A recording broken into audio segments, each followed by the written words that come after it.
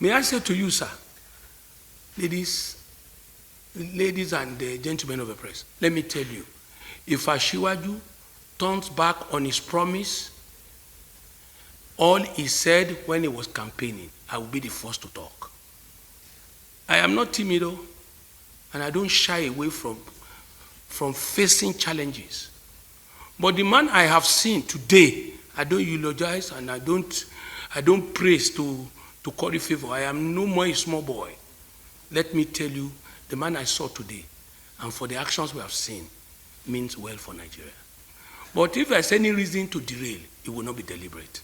And we will all be able to draw his attention to his brief as the President and Commander-in-Chief of our country. Let us be optimistic, let us be hopeful, and let us believe that there will be a renewed hope. The steps so far taken can readily give us the direction of this government.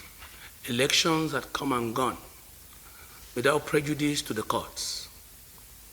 But it's no more time for campaigns or selling a political party. It is time to govern Nigeria for the benefits of children yet unborn and those of us that are still here.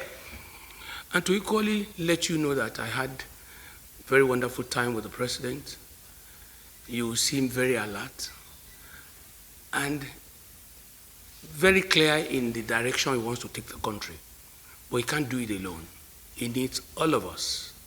Whosoever is on this saddle is Nigeria on the saddle, and we must stand by him. We must give our best. And I want to tell you that people like me, others like Governor Wike and Governor Makinde and other wonderful Nigerians, we have made up our mind that it is better to stand with a man of vision and to stand with Asiwaju Ahmed Bola Tinubu for the betterment of our country.